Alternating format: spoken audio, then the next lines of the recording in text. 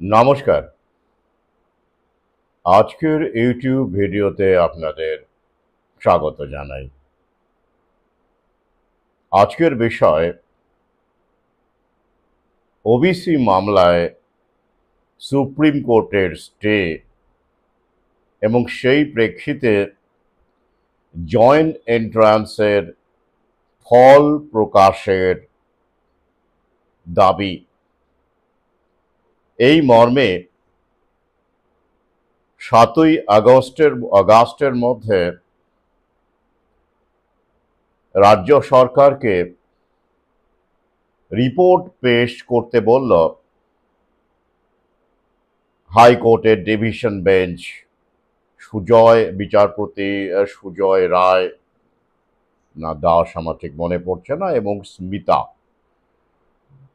রায় বা এরকম, বা পুরো নামটা মনে পড়ছে না, যাই হোক একটি ডিভিশন বেঞ্চ কলকাতা হাইকোর্টের, তারা এই প্রেক্ষিতে ৭ই আগস্টের মধ্যে রাজ্য সরকারকে জয়েন্ট এন্ট্রান্স পরীক্ষার ফল প্রকাশের বিষয়ে রিপোর্ট পেশ করতে বলেছে। এটাই মূল বিষয়। তবে এই বিষয়কে কেন্দ্র করে এই ইঞ্জিনিয়ারিং মানে জয়েন্ট এন্ট্রান্স, মেডিকেলের ব্যাপার স্যাপার এগুলো বহু আলোচনা করেছি আমি ভিডিওতে। আজকে মূলত আমার অনেক সহযোদ্ধা রয়েছেন, অনেক পাঠক রয়েছেন যারা তাদের সন্তান সন্ততিদের ইঞ্জিনিয়ারিং পড়াবেন ভাবছেন, সিদ্ধান্ত নিয়েই ফেলেছেন এবং জয়েন্টের ফলের জন্য অপেক্ষা করছেন। তাদের জন্য কিছু গুরুত্বপূর্ণ পরামর্শ পর্যবেক্ষণ অবশ্যই থাকবে এই ভিডিওতে। তার আগে আসুন একটু ভূমিকা মানে প্রেক্ষিতটা দেখে নিই। আমাকে অনেকেই প্রশ্ন করেছেন যে এই তো স্যার, আমরা দেখতে পেলাম যে গত সোমবার এই ওবিসি মামলাকে কেন্দ্র করে, যে ওবিসি ইস্যুকে কেন্দ্র করে দুর্নীতি, জানেন নিশ্চয়ই 2010-এর পরে ওবিসি সার্টিফিকেট নিয়ে অনেক রকমের দুর্নীতির অভিযোগ। তো সেই প্রেক্ষিতে হাইকোর্টে একটা মামলা, মানে একটা মামলা চলছিল, মামলা মোকদ্দমা চলছিল, এবং সেই কারণে একদিকে যেমন নিয়োগ বন্ধ ছিল, ওই যে ওবিসি ব্যাপারটায় যদি ঝুলে থাকে তাহলে কিসের ভিত্তিতে, কারণ অনেকেই তো ওবিসি সার্টিফিকেট দেখিয়ে চাকরির পরীক্ষা দেন, বা এই যে বিভিন্ন ইনস্টিটিউশনে ভর্তির ব্যাপারেও তো এই সংরক্ষণের বিষয়টা আছে, এখনো পর্যন্ত আছে, যদিও আগামীতে থাকবে না, সেই প্রক্রিয়া শুরু হয়ে গিয়েছে। আমি বহু আগেই বলেছিলাম এ নিয়ে ভিন্ন একটি ভিডিও করব, যে কিভাবে রিজার্ভড ক্যাটাগরির যে পোস্টগুলো আছে কেন্দ্রীয় সরকারের বা বিভিন্ন রকম মানে যে বিশ্ববিদ্যালয়গুলো বড় বড় প্রিমিয়ার ইনস্টিটিউশনে, সেখানে কিভাবে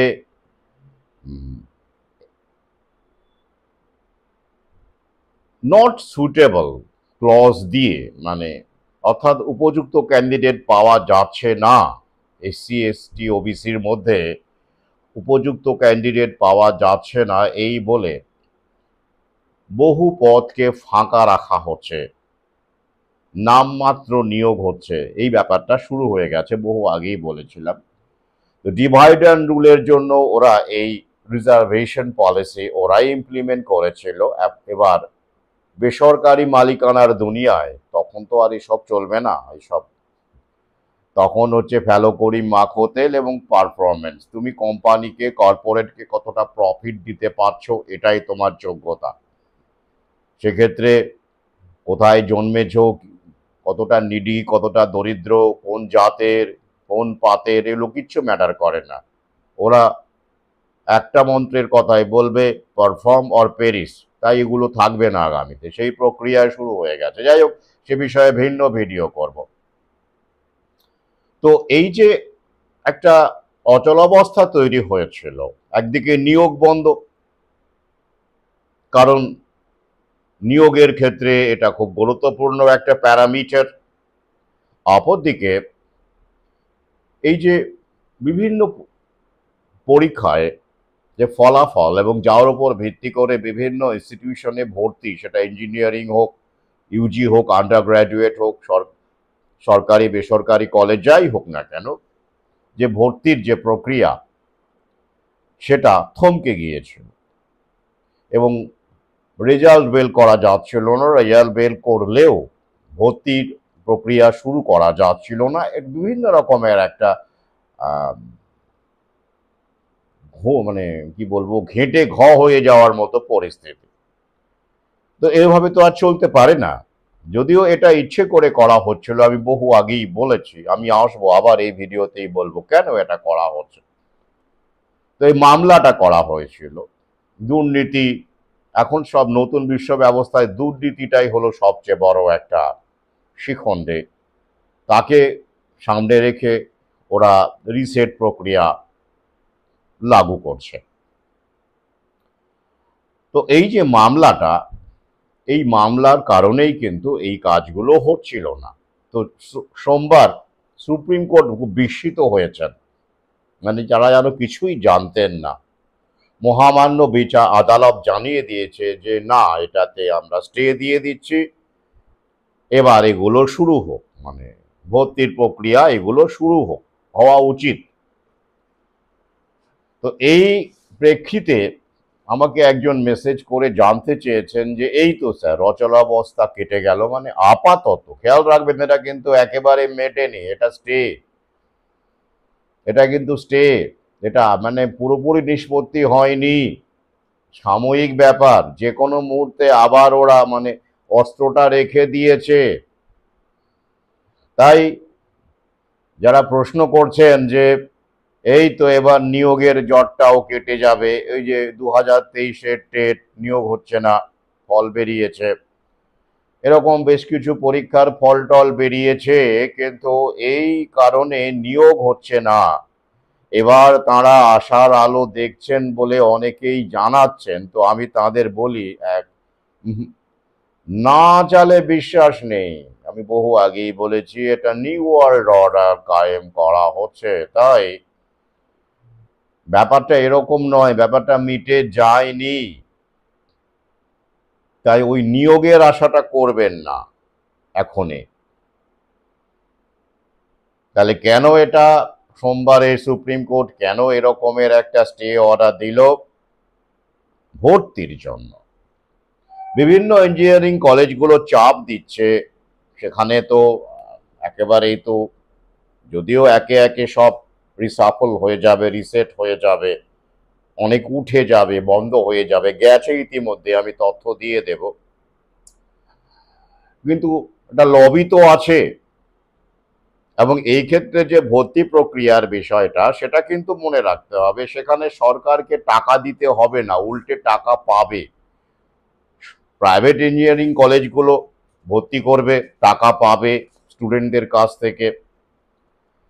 সরকারি কলেজগুলো ভর্তি করবে, তারাও টাকা পাবে। এখন আর ফি বলে কিছু নেই, অর্থাৎ টাকা পাওয়ার গল্প আছে এখানে স্টুডেন্টদের কাছ থেকে, অভিভাবকদের কাছ থেকে।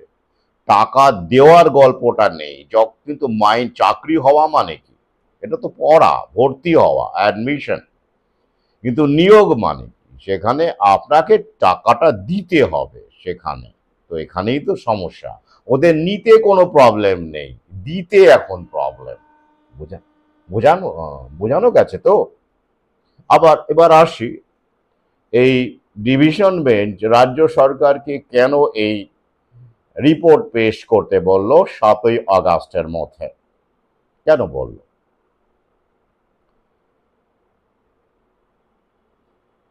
বেশ কয়েকজন অভিভাবক আদালতের দ্বারস্থ হয়েছিলেন যে এপ্রিল মাসে জয়েন্ট এন্ট্রান্স পরীক্ষা হয়ে গেছে, এটা জুলাই মাস শেষ হতে চলল, আজকে 30 তারিখ, কালকেই শেষ, অথচ রেজাল্টের কোনো নামগন্ধ নেই কেন? জুনের প্রথম দিকে নাকি বলেছিলেন যে যিনি কর্তা এই জয়েন্ট এন্ট্রান্স বোর্ডের, তিনি বলেছিলেন, নারী মহিলা নাম মনে পড়ছে না, দরকার নেই, বলেছিলেন যে আমাদের সমস্ত রেজাল্ট রেডি আছে, কিন্তু এই যে মামলাটা ঝুলছে ওবিসি মামলা, এই কারণেই আমরা প্রকাশ করতে পারছি না। বেশ ভালো কথা, তো স্বাভাবিক, এবার মামলা মিটে গেছে, সোমবারে সুপ্রিম কোর্ট সিদ্ধান্ত জানিয়ে দিয়েছে, স্টে অর্ডার পড়ে গেছে, তাহলে কি সমস্যা? ইতিমধ্যেই JEE Main, JEE Advanced, NEET, UG এগুলোর রেজাল্ট বেরিয়ে গেছে, আপনারা জানেন। তাহলে এই রাজ্যের জয়েন্ট এন্ট্রান্স নিয়ে কিসের প্রবলেম, কিসের সমস্যা? এই প্রেক্ষিতেই রাজ্য সরকারকে রিপোর্ট পেশ করতে বলা হয়েছে 7ই অগাস্টের মধ্যে, মানে ধরে রাখুন আর এক সপ্তাহ। বেশ, অর্থাৎ ধরে রাখুন যে এবার জয়েন্টের ফলটাও বেরোবে, না বেরোনোর কোনো কারণ নেই, বেরোবে, যেমন ওগুলো বেরিয়েছে এটাও বেরোবে। তারপর কি করবেন? সন্তানকে ইঞ্জিনিয়ারিং পড়াবেন? কোন স্ট্রিমে পড়াবেন? কোন আশায় পড়াবেন? কোন প্রত্যাশায় পড়াবেন? কোন স্ট্রিমগুলো ভালো হবে? আপনার সন্তানের মধ্যে কি কি দেখতে পেলে তবেই আপনি সেই রিস্কটা নেবেন, কারণ কম টাকার ধাক্কা তো নয়, লাখ লাখ টাকার ধাক্কা। সরকারি কলেজে তো আর সবাই চান্স পাবে না, তো বাকিরা কি করবে? ইঞ্জিনিয়ারিং পড়লেই কি চাকরি বাকরি হবে? ব্যাপারটা কি এখন এমন? না, তেমন তো নয়। এই কারণেই ভিডিওতে বলা, সজাগ করা, সচেতন করা, যারা এই বিষয়ে তাদের সন্তান সন্ততিদেরকে চালিত করবেন বা তাদের সন্তান সন্ততি চালিত হতে চাইছে, তারা যেন এই বিষয়গুলো খেয়াল রেখে এগোতে পারেন। আসুন একটা তথ্য নিয়ে নেই, ইতিমধ্যে যে প্রকাশিত তথ্য আপনারা সবাই জানেন কম বেশি, তবুও একটু ঝালিয়ে নেওয়া। তো এই মুহূর্তে আমাদের দেশের প্রায় সরকারি বেসরকারি মিলিয়ে প্রায় এই ধরুন 9,000-এর কাছাকাছি ইঞ্জিনিয়ারিং কলেজ আছে, দেশের কথা বলছি। তার মধ্যে 6,600 সামথিং এরকম প্রাইভেট কলেজ, আর 2,500-এর একটু বেশি বা এরকম একটা বিষয় যেটা হচ্ছে ওই কাছাকাছি ওরকম সরকারি কলেজ। এটা তথ্য, এটা অল ইন্ডিয়া বেসিস। তো আপনাদের আরো একটা তথ্য দিই, যে বিগত 6 বছরে আমাদের দেশে 550টি ইঞ্জিনিয়ারিং কলেজ বন্ধ হয়ে গেছে। এআইসিটিই অ্যাপ্রুভড ইঞ্জিনিয়ারিং কলেজ বন্ধ হয়ে গেছে 550টি বিগত 6 বছরে। ভাবতে পারেন কেন? এটা একটা সময় ছিল ইঞ্জিনিয়ারিং পড়লেই চাকরি বাকরি নিশ্চিত ছিল, তাই তো? এবং আমরা দেখেছি বাংলা সিনেমায় একটা সময় ইঞ্জিনিয়ার বিষয়টা একটা বড় রকম নায়ক, উত্তম কুমার এই ইঞ্জিনিয়ার হতেন আর কি, ডাক্তার হতেন, একটা প্রাইম প্রফেশন আর কি, glamorous profession, stable job, secure life, এরকম একটা কনসেপ্ট ছিল যেটা ওরাই তৈরি করেছিল। কিন্তু এই নতুন বিশ্ব ব্যবস্থায় সেই কনসেপ্টটা কিন্তু ভাঙছে, ইতিমধ্যেই হুড়মুড়িয়ে ভেঙে পড়ছে, ভেতরে ভেতরে খোকলা হয়ে গেছে, আপনারা দেখতে পাচ্ছেন না। তাই সতর্ক থাকতে হবে, ভেবে চিন্তে সিদ্ধান্ত নিতে হবে। এবার আরেকটা তথ্য দিয়ে দিই, সাম্প্রতিককালে যে তথ্য প্রকাশ পাচ্ছে, একদম সাম্প্রতিক ডেটা, আপনাদের লিঙ্ক দিয়ে দেব, ইউটিউবে লিঙ্ক দিয়ে দেব, যে 83% ইঞ্জিনিয়ার তারা জবলেস, বেকার, হয় চাকরি পাননি অথবা ইন্টার্নশিপের সুযোগ পর্যন্ত পাননি। 83%, হোপিং 83%। বি স্কুলের মধ্যে মানে বিজনেস স্কুলের ক্ষেত্রে এটা একটু কম, 50%-এর কাছাকাছি। সেটাও অ্যালার্মিং, তাই নয় কি? তাহলে এই 83% বেকারত্ব ইঞ্জিনিয়ারদের মধ্যে, তাহলে ভাবতে পারেন পরিস্থিতি কোথায় গেছে, কেন এটা ঘটছে, কেনই বা এত এত ইঞ্জিনিয়ারিং কলেজ বন্ধ হয়ে যাচ্ছে। এখনো বহু কলেজ আছে যেগুলো আগামীতে বন্ধ হয়ে যাবে। 30% সিটও তাদের ভর্তি হচ্ছে না।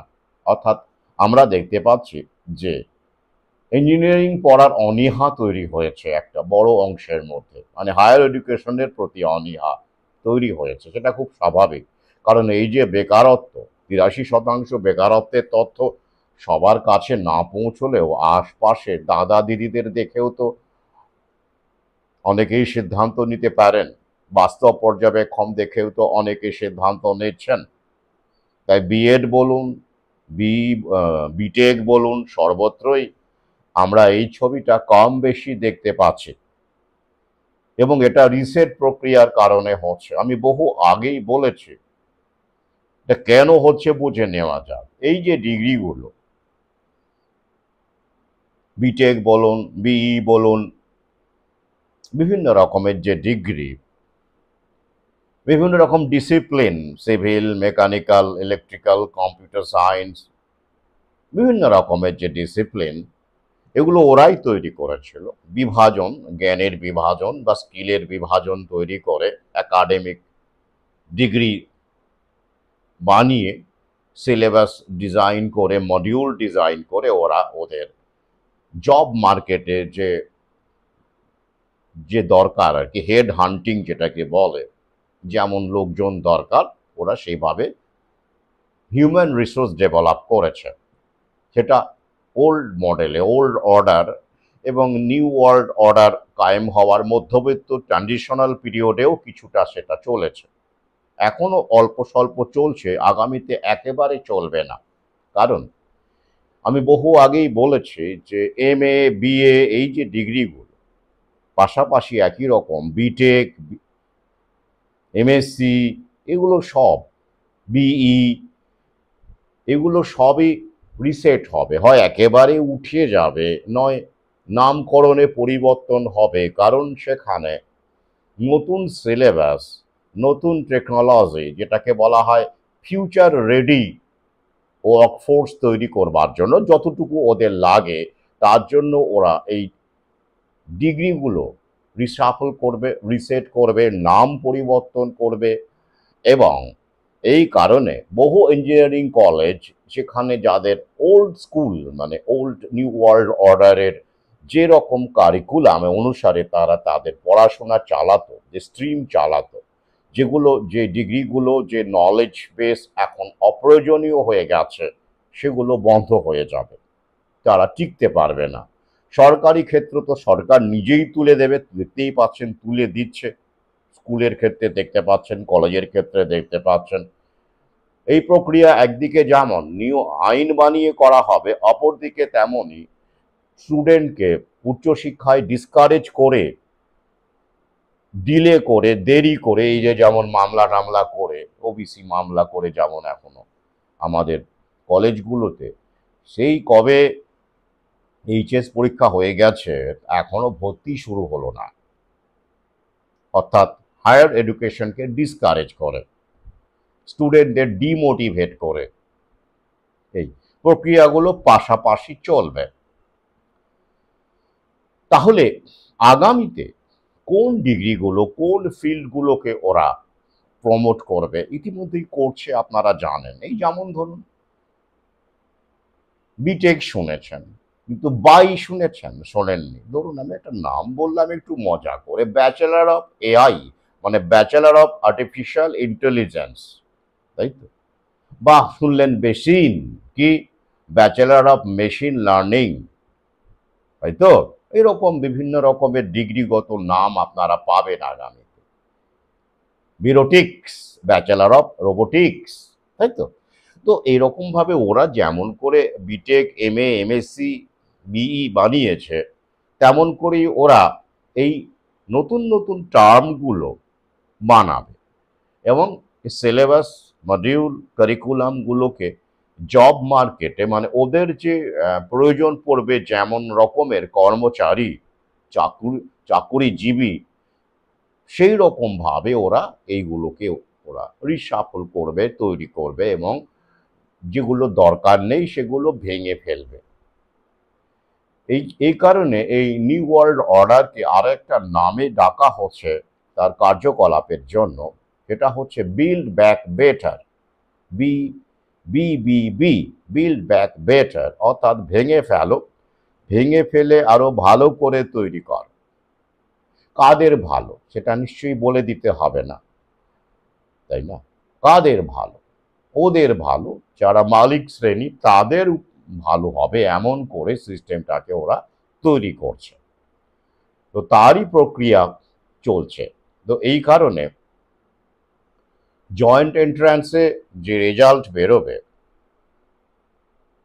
আপনার সন্তান সন্ততি যদি পড়াশোনা করতে চায়, ইঞ্জিনিয়ারিং পড়তে চায়, তাহলে এই বিষয়গুলো মাথায় রেখে এগোতে হবে। কোন বিষয়? 83% ইঞ্জিনিয়ারিং গ্র্যাজুয়েটস এখনো বেকার, জবলেস অথবা ইন্টার্নশিপ পাচ্ছেন না, এটা মাথায় রাখতে হবে। বিগত 6 বছরে 550টি এআইসিটি অ্যাপ্রুভড ইঞ্জিনিয়ারিং কলেজ বন্ধ হয়ে গেছে, এটা মাথায় রাখতে হবে। আর কি মাথায় রাখতে হবে? বাস্তব পর্যবেক্ষণ, কিভাবে এগোবেন।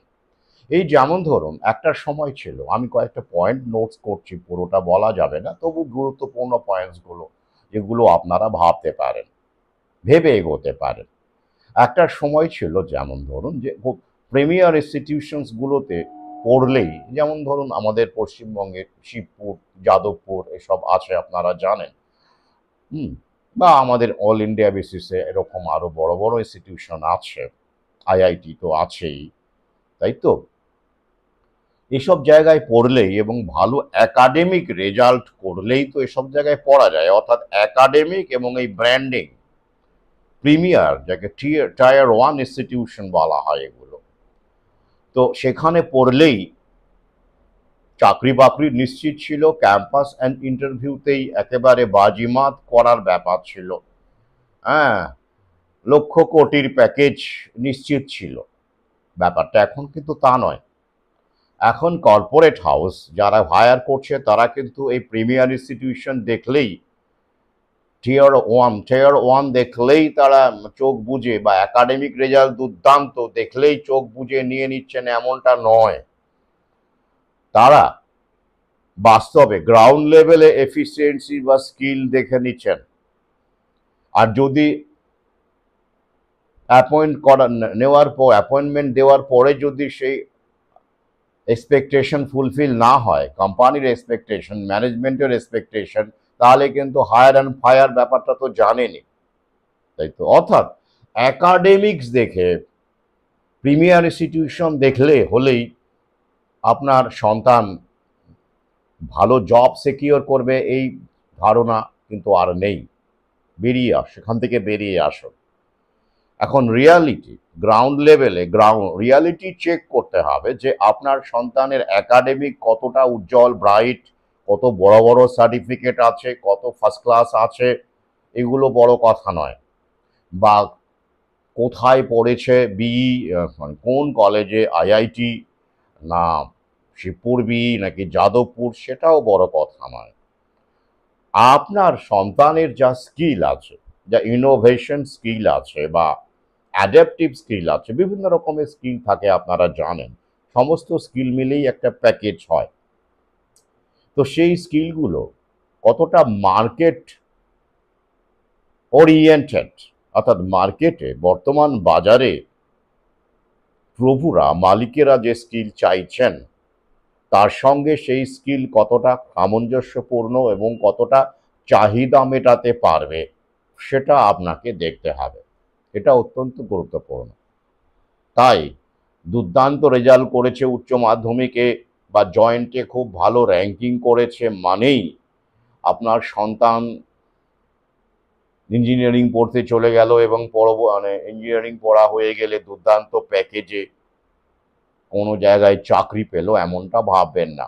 তাহলে আপনি দেখুন প্রথমে যে আপনার সন্তানের মধ্যে এরকম স্কিল বা আগ্রহ, ইনোভেটিভ স্কিল আছে কিনা, যা এই ক্ষেত্রে তার ক্ষেত্রে কার্যকরী ভূমিকা নিতে পারবে, শুধু একাডেমিক্স নয়। ঠিক আছে। আর একটা বিষয়, সফট স্কিলটা অত্যন্ত মাথায় গুরুত্বপূর্ণ, অর্থাৎ কমিউনিকেশন স্কিল, কথা বলার ক্ষমতা, যেটা অত্যন্ত গুরুত্বপূর্ণ, এটাও মাথায় রাখবেন। অর্থাৎ বলিয়ে কইয়ে হতে হবে মার্কেটে টিকে থাকতে গেলে, যাকে বলা হয় স্ট্রিট স্মার্ট হতে হবে, এটা মাথায় রাখতে হবে। তাই এই দিক থেকে দেখতে গেলে ন্যাক আছে কিনা তার এই বিষয়ে, ইনোভেশন আছে কিনা তার, রিসার্চ করার ক্ষমতা বা ইচ্ছে আছে কিনা তার, কতটা আপ অ্যান্ড ডুইং, কতটা এনার্জেটিক, এগুলো অনেক কিছু ফ্যাক্টর আছে। তাই একাডেমিক্স দেখে সিদ্ধান্ত নেবেন না, বা জয়েন্ট র্যাঙ্কিং দেখেও সিদ্ধান্ত নেবেন না, নইলে হতাশা, ফ্রাস্ট্রেশন, অবসাদ, আত্মহত্যা এবং আন্ডার এমপ্লয়মেন্টের খাড়া চলবে আজীবন যদি বেঁচে থাকে। আর কি দেখতে হবে, কোন স্ট্রিমে পড়াবেন। দেখবেন ইঞ্জিনিয়ারিং এর কিছু কোর সাবজেক্ট আছে, যেমন সিভিলের মতো কিছু কোর সাবজেক্ট, যেগুলো ডিম্যান্ড চিরকালই থাকে। তবে ওই যে সেখানেও আপনাকে আউট পারফর্ম করতে হবে, অন্যদেরকে টপকাতে হবে আপনার ইনোভেশন দিয়ে, ইনোভেটিভ স্কিল দিয়ে, পারফরমেন্স দিয়ে, বিভিন্নভাবে আউট পারফর্ম করতে হবে, সারপাস করতে হবে, আউট স্মার্ট করতে হবে। এক কথায় আপনাকে গো গেটার হতে হবে। এই শব্দটা দেখবেন কর্পোরেট ওয়ার্ল্ডে খুব চলে, গো গেটার। ওই অর্থাৎ যাবে এবং ছিনিয়ে নেবে। কার নিজের জন্য না, না, কোম্পানির জন্য, কর্পোরেটের জন্য নিবেদিত প্রাণ, গো গেটার হতে হবে। এই মেন্টালিটি থাকতে হবে। তাহলে ফিল্ডগুলো দেখবেন, সেই ফিল্ডগুলো নিয়ে একটু স্টাডি করবেন। আগামীতে এই ফিল্ডটি, ধরুন আপনি ঠিক করলেন কম্পিউটার সায়েন্স পড়াবেন, কম্পিউটার সায়েন্সের তো অনেক দিক আছে, যাই হোক, এইবার তার মধ্যে কোন কোন পার্টগুলোকে হাইলাইট করবেন, বা কোন ইনস্টিটিউশনে সেগুলো আছে। সব ইনস্টিটিউশনে সব কিছুর ওপরে কিন্তু ক্লাসেস হয় না, মডিউল নেই, সিলেবাস সেভাবেই রেডি করা আছে। তাই খোঁজ নিতে হবে ফ্যাকাল্টি কীরকম, সেই বিষয়ে কি রকমের বিশেষজ্ঞ সেখানে আছেন, ফিল্ড আউটপুট কীরকম, অর্থাৎ বিগত বছরগুলোর ক্যাম্পাসিং সেখানে কেমন হয়েছে, প্লেসমেন্ট কেমন হচ্ছে, এই বহু বিষয় আপনাকে নজরে রাখতে হবে। এবং সর্বোপরি সেটার অ্যাপ্রুভাল আছে কি না, মানে জানেন তো অনেকের অ্যাপ্রুভাল শেষ হয়ে গেলেও কিন্তু তারা বলে না, তারা ছাত্রছাত্রী ভর্তি করে না, এরকম বহু খবর আমাদের সামনে আছে। পরে ছাত্রছাত্রীদের সার্টিফিকেটটা পুরো মানে মূল্যহীন হয়ে যায়, কারণ দেখা গেল অ্যাপ্রুভাল ওই বছর অবধি ছিল, তারপরে আর রিনিউ করেনি, আপনি জানেন না, খোঁজ নেননি, এমন অসাধু মালিক জানায়নি, সে ভর্তি করে গেছে। এরকম বহু ঘটনা আছে। কিন্তু শুধু তাই নয়, পারমিসেবল লিমিট থাকে, অর্থাৎ কোনো ইনস্টিটিউশনের কতগুলো স্টুডেন্ট ভর্তি করতে পারবে কোনো একাডেমিক ইয়ারে, কোন স্ট্রিমে কতজন স্টুডেন্ট ভর্তি করতে পারবে, সেটারও কিন্তু একটা বিধি আছে।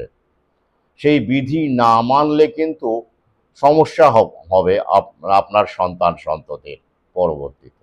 তো অনেক ইনস্টিটিউশন ওই যে মুনাফার লোভে, টাকার লোভে, দেখা গেল 100টা পারমিসেবল সিট আছে, লিমিট আছে, কিন্তু সুযোগ নিয়ে পাচ্ছি যখন, নিয়ে তো নিই, ভর্তি করে ফেললো 150 জন।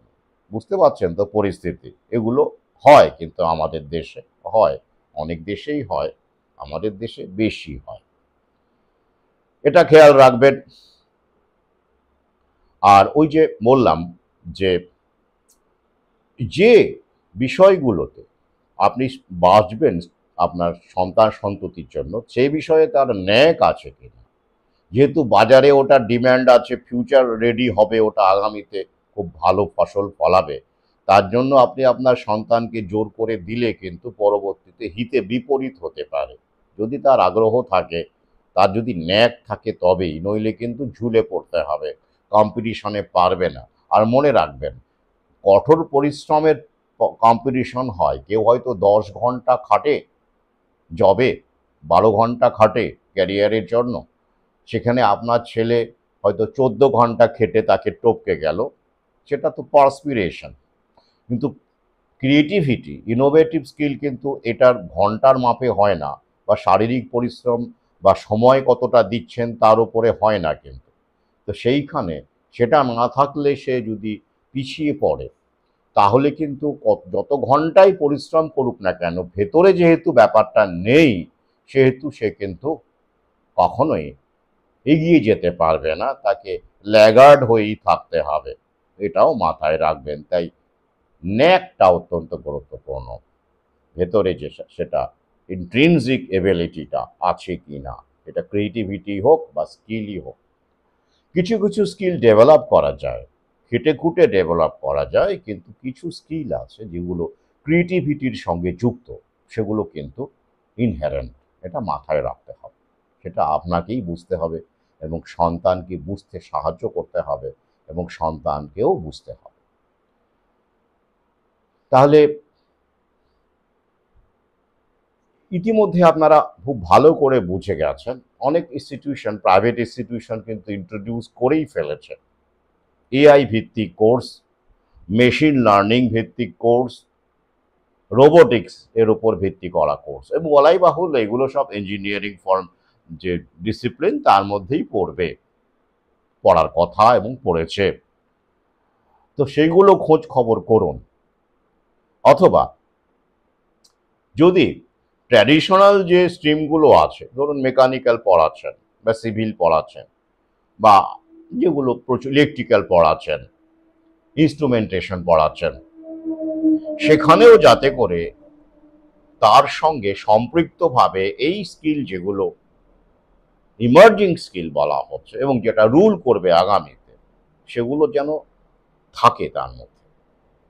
অর্থাৎ এআই বলুন, রোবোটিক্স বলুন, মেশিন লার্নিং বলুন, সেগুলো কিন্তু শুধুমাত্র যে কোর সাবজেক্ট হিসেবে পড়া যায় এমন নয়, সেগুলো কিন্তু সহায়ক হিসেবে অ্যাসিস্ট করে অনেক ক্ষেত্রে। অর্থাৎ আপনি সিভিল ইঞ্জিনিয়ারিং পড়ছেন, আপনি মেকানিক্যাল ইঞ্জিনিয়ারিং পড়ছেন, আপনি ইনস্ট্রুমেন্টেশনে যাচ্ছেন, আপনি ইলেকট্রিক্যালে যাচ্ছেন, কিন্তু আপনি আপনার এআই নলেজ, এই ক্ষেত্রে এআইকে কিভাবে ব্যবহার করবেন, আর্টিফিশিয়াল ইন্টেলিজেন্স কিভাবে ব্যবহার করবেন সেটা, এবং তার উপরে যে বিভিন্ন রকমের এভিনিউসগুলো আছে, পড়াশোনাগুলো আছে, স্কিলগুলো আছে, সেগুলো কিন্তু আপনার এই সাবজেক্টের ক্ষেত্রে, আপনার ক্যারিয়ারের গ্রোথের ক্ষেত্রে হেল্প করবে, অ্যাসিস্ট করবে। তাই সবসময় এটা মাথায় রাখবেন যে বিষয়গুলো, যে আপনার সন্তান চান্স পাওয়ারও ব্যাপার আছে, তাই না, চান্স পাওয়ারও ব্যাপার আছে, পেলেও দেখবেন সেখানে মডিউলে কি কি পড়ানো হচ্ছে, সেখানে সিলেবাস কিন্তু উল্লেখ থাকে পরিষ্কারভাবে, যে নিয়ম কিন্তু সিলেবাস টোটাল প্রিন্টেড পিডিএফ ফর্মে আপনি পেয়ে যাবেন। সেখানে কি কি বলা আছে, সেটা মার্কেট ওরিয়েন্টেড নাকি 15 বছর 20 বছর আগেকার সেই মডিউলই পড়াচ্ছে, সাবধান, এমন আছে কিন্তু। এবং বলাই বাহুল্য, পাশাপাশি যে কারণে অনেক ইনস্টিটিউশন বন্ধ হয়ে যাবে এবং অনেকেরই চাকরি চলে যাবে আগামীতে, কারণ ধরুন একটা অধ্যাপক, লেকচারার, তিনি প্রাইভেট কলেজে পড়াচ্ছেন, কলেজটা ধরুন 30 বছরের পুরনো, তিনি সেই সময়ে চাকরি পেয়েছেন, তার বয়স এখন ধরুন 50, তিনি নিজেকে আপডেট করেননি বা সেই ইনস্টিটিউশনে আপডেটেড কোর্সগুলো আসেইনি, তো সেই ক্ষেত্রে উনি কি পড়াবেন, পড়ানোর ইনফ্রাস্ট্রাকচারই বা কি আছে, উনি তো আপডেটেডই নন। সুতরাং এইসব জায়গায় ভর্তি হলে কিন্তু বিপদ আছে, এগুলো মাথায় রাখতে হবে। আর সর্বোপরি মানসিক প্রস্তুতি রাখতে হবে ফাইট করবার, লড়াই করবার। কারণ 83% বেকারত্ব, জবলেসনেসটা কিন্তু সব একটা রিয়ালিটি, স্টার্ক রিয়ালিটি। তাই হার মানলে চলবে না। দরকার হলে যদি দেখা গেল সেই যে ক্ষেত্রে আপনার সন্তান পড়লো সেখানে জব হলো না, সে সম্ভাবনাও তো থাকছে, তারপরেও সে যেন জীবনযুদ্ধে হেরে না যায় তার জন্য স্বনিযুক্তি বলুন, তথাকথিত সমাজের চোখে মানে ছোট কাজ যাই বলুন না কেন, সেই কাজ করার মানসিকতাও তার মধ্যে ডেভেলপ করতে হবে, মাইন্ডসেট ডেভেলপ করাতে হবে, যাতে করে সে হার না মেনে লড়াইটা করতে পারে। মনে রাখতে হবে, আমি বারবার বলেছি, নতুন বিশ্ব ব্যবস্থা মানে মধ্যবিত্তের বিনাশ একটা বড় এজেন্ডা। আর খেয়াল করলেই বুঝতে পারছেন, এই যে যেটা ঘটছে উচ্চশিক্ষার ক্ষেত্রে ঘটছে, বিভিন্ন মামলা টামলা দিয়ে শিক্ষকতার ক্ষেত্রে, চাকরির ক্ষেত্রে যেটা ঘটছে, নিয়োগের ক্ষেত্রে যেটা ঘটছে, হ্যাঁ, এই যেগুলো ঘটছে, এবং বেকারত্ব 83% যেটা ইঞ্জিনিয়ারিং গ্রাজুয়েটদের ক্ষেত্রে, সেটা কাদের? অবশ্যই মধ্যবিত্তের বা নিম্ন মধ্যবিত্তের। তো এই ছবিটা কিন্তু পরিষ্কার হচ্ছে, আরো প্রকট হচ্ছে, আরো ধ্বংসাত্মক হচ্ছে। তাই মানসিক শক্তি চাই লড়াই করবার। মাথায় রাখবেন। আজ এই পর্যন্তই। প্রশ্ন করবেন, প্রশ্ন জাগলে উত্তর দেওয়ার চেষ্টা করব। ধন্যবাদ।